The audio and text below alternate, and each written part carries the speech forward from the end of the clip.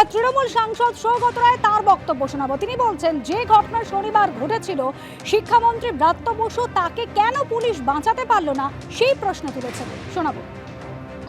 যা হয়েছে খুব অন্যায় হয়েছে। ব্রাত্য বসুর উপর যে কায়দায় বামপন্থী উগ্র বামপন্থী ছাত্ররা হামলা করেছে, এটা নিন্দার ভাষা নেই। এটা এক ধরনের মাতরাম। সরকার বিচার করে দেখুক যে কি ব্যবস্থা নেবে।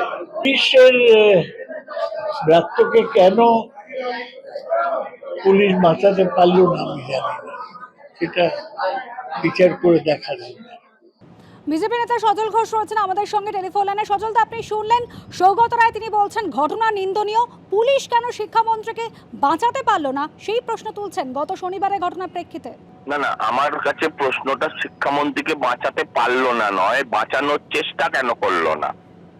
শিক্ষামন্ত্রী ভাইপোর অনুগামী বলে তাকে সকাল থেকে বোঝা গেছিল, সকাল 11টা থেকে বোঝা যাচ্ছিল যে ওখানে একটা গন্ডগোল ঘটবে, কিন্তু ওখানে পুলিশ পাঠানো হলো না।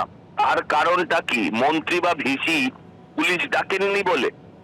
আমার কাছে একটা কথা অত্যন্ত পরিষ্কার, যে আপনি যদি দেখেন যে রেলিং এর ওপারে সেখানে দাঁড়িয়ে দাঁড়িয়ে মানুষকে খুন করছে, ছাত্ররা খুন করছে বা কোনো একটা ঘটনা ঘটছে, পুলিশ বাইরে থেকে দাঁড়িয়ে দাঁড়িয়ে দেখবে? আমি বলছি ব্রাত্যবাবুকে ওখানে পাঠালো কেন? ব্রাত্যবাবুকে পুলিশ আটকাতে তো পারতো। ভেতরে যদি পুলিশ যাবে না, কিন্তু ঢোকার আগেই ব্রাত্য বসু ঢোকার আগেই পুলিশ জানতো ওখানে গন্ডগোল হবে, পুলিশ আটকাতে পারতো, ব্রাত্য বসুকে আটকায়নি।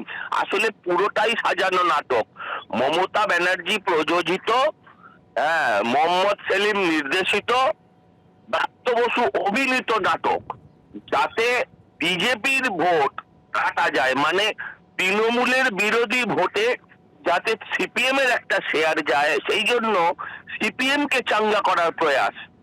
পুলিশ চাইলে বাঁচাতে পারতো না এমন কোনো ঘটনা ওখানে ঘটেনি। পুরোটাই এক পক্ষের সঙ্গে আরেক পক্ষে সাজানো নাটক। কজন গ্রেপ্তার হয়েছে? যে গ্রেপ্তার হয়েছে সে কে? এটা যদি অন্য কোনো বিজেপি হতো তাহলে এতক্ষণে কি কাণ্ড হতো পশ্চিমবঙ্গে, আপনি ভেবেছেন? পুরোটা স্ক্রিপ্টেড, পুরোটা সাজানো, পুরোটা ড্রামা, মানুষকে ভুল বোঝানোর চক্রান্ত। যে আবারও বলছি, তৃণমূল বিরোধী ভোটকে টুকরো করে দাও, এটা বামপন্থী এবং তৃণমূলের গোপন বোঝাপড়া দীর্ঘদিনের, এর সঙ্গে কংগ্রেসও আছে, সেই জন্য তারা এই কাজ করছে। এটা কোনো ঘটনাই নয়। ছেলেটার মাথা দিয়ে গাড়ি চলে গেল, আমার দরজা ভাঙলে তো কেউ দুঃখ প্রকাশ করেনি, ব্রাত্যবাবু বারবার দুঃখ প্রকাশ করছেন। ছেলেটার মাথা দিয়ে গাড়ি চলে গেল, ওই কিছু তো হলো না তার। ধন্যবাদ সজল দা।